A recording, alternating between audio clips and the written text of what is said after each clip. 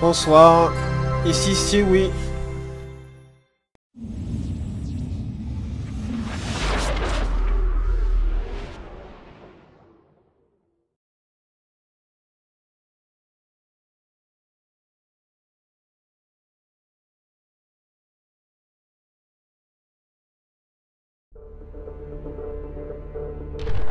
Donc voilà, je vais vous présenter, comme je l'ai expliqué sur ma page Facebook COI Hardcore Gamer Talent, un let's play. Un let's play de Mass Effect 2 dans son mode le plus compliqué. Donc, je vais vous éviter les explications de ce que j'ai mis en graphique ou quoi, machin, je suis pas là pour me la péter, n'est-ce pas? Je suis là juste pour vous montrer le jeu en lui-même. Alors, comme vous le voyez marqué ici, le DLC Genesis, avec ce prélude interactif de 15 minutes, revivez les moments clés de Mass Effect 1 et observez les conséquences de vos décisions dans Mass Effect 2. En gros, ce DLC est apparu il y a peu de temps.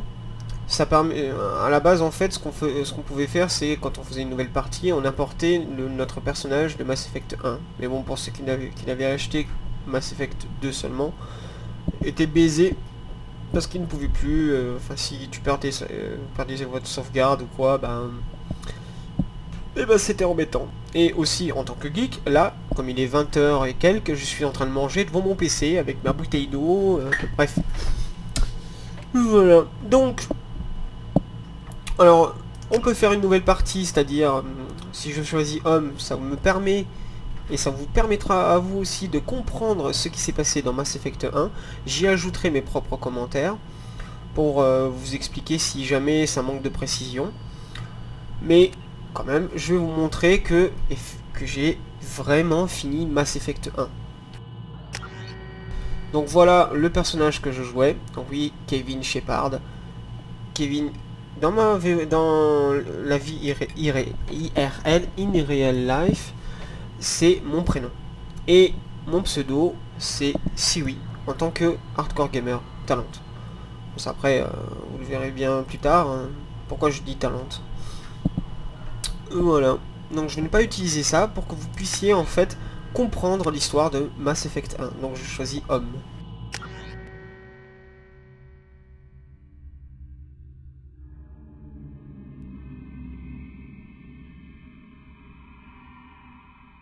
Au passage, nous sommes le 13 août 2012. Il est exactement 20h25. Et je vous souhaite bon plaisir. Donc voilà le mode de difficulté. À la base, c'est en mode normal. Qu'est-ce que le mode normal? Ce niveau de difficulté est destiné aux joueurs expérimentés en matière de FPS ou de RPG. C'est-à-dire que ces personnes qui jouent en mode normal ont déjà une expérience dans ces deux types de jeux. Il s'agit du niveau moyen de Mass Effect. Voilà, mode normal. Niveau sub auto, non. C'est mieux de le grader soi-même, de faire ses propres sauvegardes. Voilà. Le mode vétéran, c'est forcément plus difficile, etc. Le mode hardcore, c'est un mode bien difficile, on a plus grand défi. Et le mode démentiel. Donc qu'est-ce que le mode démentiel? Ce niveau de difficulté est réservé aux joueurs prêts à relever l'ultime défi.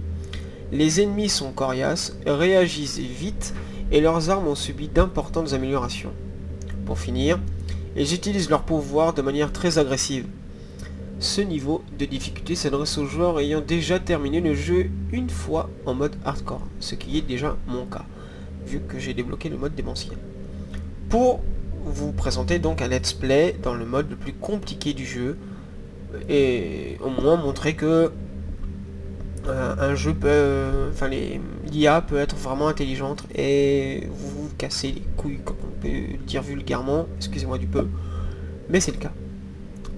Donc voilà, les sous-titres, pour ceux qui ne peuvent pas m'entendre, je n'ai pas encore l'expérience adéquate, je débute dans les vidéos dans ce style-là. Donc je vais quand même laisser les sous-titres pour les sourds et malentendants. Voilà, après les pouvoirs du commando, bien entendu, c'est bien utile de les avoir, forcément. Et la sauvegarde automatique lors de points importants. c'est parti.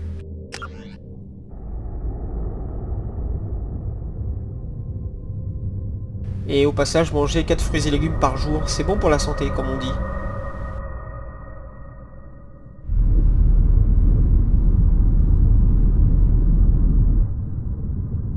Ils disent 5, mais 4, c'est largement suffisant.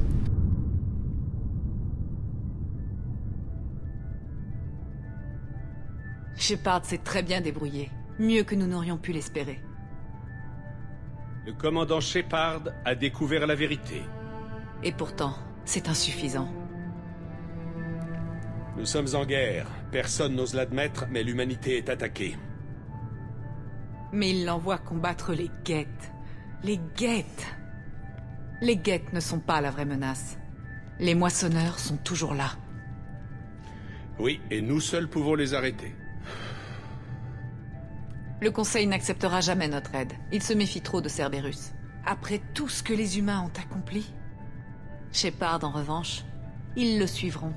C'est un héros, une véritable légende. Mais sans Shepard, si Shepard mourait, l'humanité serait perdue. Alors faites en sorte qu'il ne meure pas.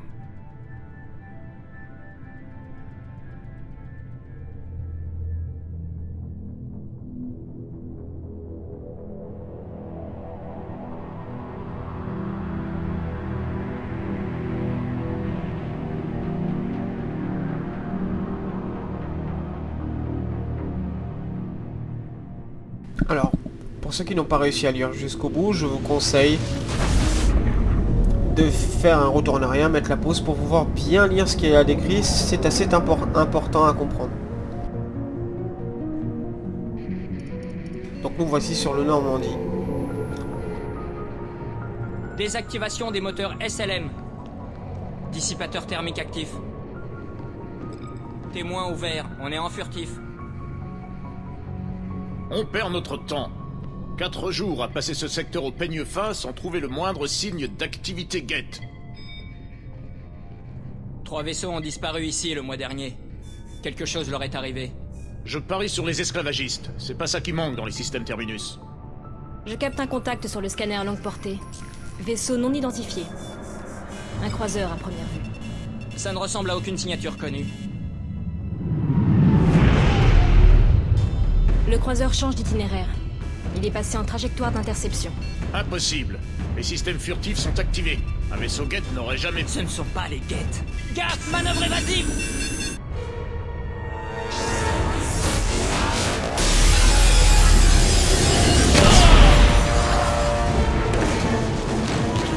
Presley. Barrière signifique HS. Avarie multiple. Arme inutilisable. On éteigne cet incendie!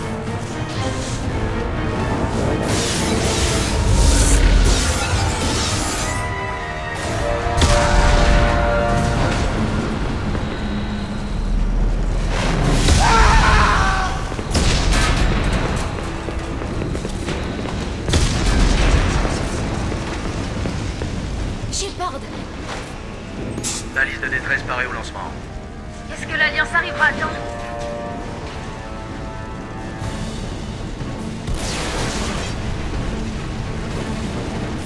L'Alliance ne nous laissera pas tomber. Tout ce qu'il faut, c'est tenir bon. Faites monter tout le monde dans les navettes d'évacuation. Joker est toujours dans le cockpit. Il ne quittera pas le vaisseau. Moi non plus, je ne pars pas. Vous allez faire monter l'équipage dans les navettes d'évacuation. Moi, je m'occupe de Joker. Shepard. Yara, partez. Tout de suite. Compris.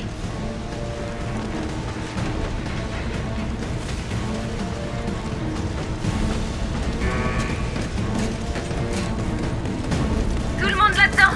Go, go, go.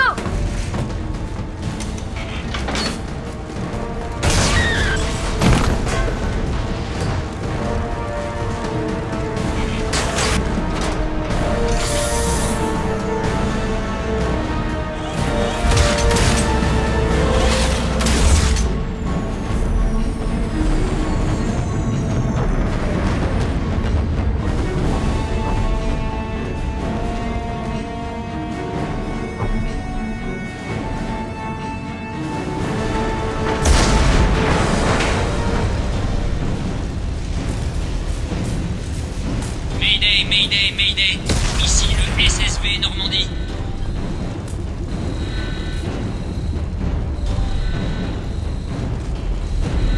Ennemi non identifié, avons subi de lourds dégâts. Allez, ma belle, te démonte pas. Donc j'en profite, comme vous l'avez remarqué, on a deux choix. C'est-à-dire que ce jeu est basé sur des choix multiples qui ont des conséquences entre le bien ou le mal. C'est-à-dire si vous êtes un tyran ou une personne agréable, il y a des moments où il faut, d'autres il ne faut pas. Donc voilà, c'était juste pour faire la précision pour ceux qui n'ont pas compris le pourquoi du comment. Je ne dis pas la phrase qui est indiquée. Joker, vite. Faut qu'on parte d'ici. Non, je n'abandonnerai pas le Normandie. Je peux encore le sauver. Le Normandie est foutu. C'est pas en crevant avec que ça va changer. Bon, d'accord. Aidez-moi à me lever. Il remplit pour une autre attaque.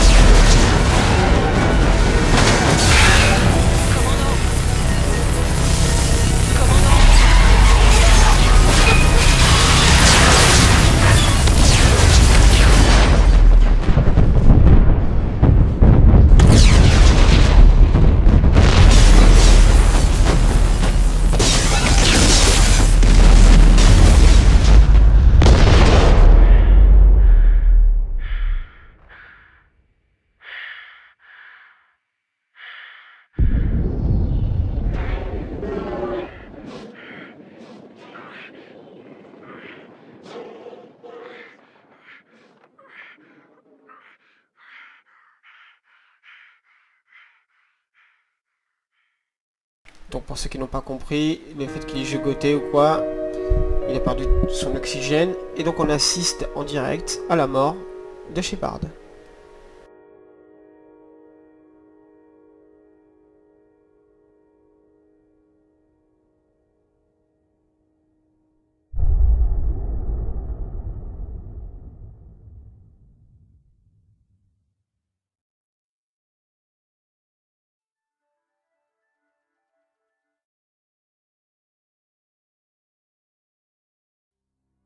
Voici donc la bande dessinée interactive que je vous ai expliqué, qui on va retracer Mass Effect 1. C'est juste une mission de routine. Mass Effect Pourquoi est-ce 1. qu'on dit toujours ça avant une mission? Évidemment que c'est la routine. La mission n'a même pas encore commencé. Ça Après, il c'est faut faire des choix, prendre des décisions, agir dans l'urgence. Et là, c'est tout sauf de la routine. dans ce qui De s'est quoi passé je à parle. l'instant. Pour moi, c'est comme ça que tout a commencé. Un appel de détresse, c'est la routine, pas vrai? Ah bah si j'avais su. Voilà, là maintenant il va À parler de l'époque, Mass nous Effect testions le 1. Normandie, le nouveau vaisseau du capitaine Anderson. C'est là que nous avons capté l'appel. Une patrouille de l'Alliance venait d'être attaquée sur Eden Prime. Ils étaient incapables d'expliquer ce qu'ils avaient vu, mais en tout cas, c'était gigantesque.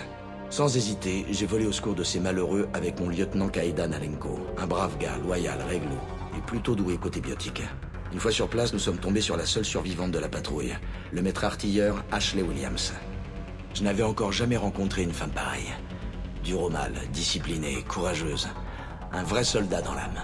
Ashley nous a guidés jusqu'à l'endroit où elle avait perdu le reste de sa patrouille. Et c'est là que nous avons vu le vaisseau pour la première fois. Il ne ressemblait à rien de ce que j'avais vu jusque-là. Il était immense. En décollant, il n'a laissé dans son sillage qu'une terre brûlée. Nous avons remonté la piste jusqu'à un artefact, une balise construite par une race disparue, les Protéens. Les colons étaient tombés dessus en faisant des fouilles, et cette balise était manifestement l'objectif de ceux qui avaient attaqué Eden Prime. L'artilleur Williams s'est approché de la balise, qui lui a balancé une sacrée décharge d'énergie. J'ai réussi à la pousser hors de danger, mais j'ai pris le rayon de plein fouet. Et c'est là que tout a changé. Une douleur intense dans tous les muscles de mon corps. Une vision, un rêve, un cauchemar. En fait, ça l'a juste attiré et c'est lui qui s'est pris le rayon nous étions en pile. route pour la citadelle. J'allais y rencontrer le conseil et leur expliquer ce que j'avais vu. Le capitaine Anderson m'accompagnait, ainsi que l'ambassadeur Udina, notre représentant politique sur la citadelle. Le principal suspect pour le massacre d'Eden Prime était un spectre turien nommé Saren. Il avait été identifié par l'un des rares survivants, et certains indices montraient qu'il était lié d'une manière ou d'une autre au vaisseau inconnu. Mais en dépit des accusations portées par Udina, le conseil resta sourd à nos appels, incapable de croire qu'un spectre, un de leurs agents d'élite, ait pu commettre une horreur pareille. Ils avaient besoin d'une preuve, à moi de la leur fournir. Heureusement pour moi, j'allais rencontrer des alliés précieux. Garus, un agent renommé du service de sécurité de la citadelle et turien lui aussi, vint à ma rencontre pour me proposer son aide, au risque de s'attirer les foudres de ses supérieurs. Grâce à lui, mon enquête était enfin lancée. L'une des pistes de Garus nous mena vers Vrex, un imposant chasseur de primes Krogan. Malgré ses airs de brute épaisse, Vrex possédait des informations sur une fugitive qui en savait un peu trop sur les activités de Saren. Cette fugitive, une petite carienne énergique du nom de Tali, était en fait une experte en piratage qui avait découvert certaines informations sur Saren, et notamment des preuves de sa culpabilité. J'avais donc en main la preuve que Saren était responsable du massacre d'Eden Prime et que le vaisseau inconnu était en fait son vaisseau amiral. Mais il n'avait pas l'intention d'en rester là. Saren cherchait en fait un moyen de faire revenir les moissonneurs, une race de machines intelligentes vivant aux confins de la galaxie. Il y a 50 000 ans, ces moissonneurs auraient détruit toute forme de vie dans l'univers, et notamment les protéins. Voilà qui expliquait en partie mes visions et la raison pour laquelle Saren cherchait à retrouver la balise. Mais tout le reste était encore bien flou. Le conseil refusa de croire à la menace des moissonneurs, mais comprit que Saren devait être mis hors d'état de nuire. Il fut donc déchu de son statut de spectre. En récompense de mes efforts, j'eus l'honneur de devenir le premier spectre humain. Ma première mission, arrêter Saren. Anderson quitta le service actif et me fit don du Normandie en me disant que j'en ferais meilleur usage que lui. Il m'indiqua également une piste à suivre. Liara, experte de la race protéenne, adepte biotique, et plus important encore, fille de la matriarche Benezia, le bras droit de Saren. Comme toutes les Asari, Liara était aussi belle qu'intelligente. Elle m'aida à mieux comprendre la vision provoquée par la balise, m'offrant ainsi des indices précieux et me faisant voir les Asari sous un nouveau jour. Sa technique pour examiner ma vision était en effet surprenante, mais loin d'être désagréable. Ashley était préoccupé par mon nouveau lien avec Liara. En tant que commandant, je savais que toute relation personnelle pouvait faire échouer la mission. Alors voilà, moi, à la base, on aurait dit la mission avant tout ou quoi, mais bon, dans le stress, il faut toujours arriver à avoir une personne à qui parler, à qui se conseiller. Donc, comme Liara, la différence entre les deux, Ashley, bon, c'est une personne qu'on a retrouvée pendant le champ de bataille. Un soldat pur, dur, très bien. Mais bon, tout ça, je sais déjà le faire. J'ai pas mal d'affinités avec elle, ouais. Mais avec Liara, on va dire que elle apporte une petite touche supplémentaire qui permet de complémentariser des capacités plus intéressantes. Donc, pour moi, j'ai préféré me rapprocher de Liara, qui a été... qui aide plus la mission qu'autre chose, en clair, qui peut mieux éclaircir et donner des informations vraiment très précieuses. Je fis part de mes sentiments à Liara, qui m'apprit qu'elle ressentait aussi quelque chose pour moi. Mais la mission était prioritaire. Avant de penser à nous, il fallait retrouver Saren.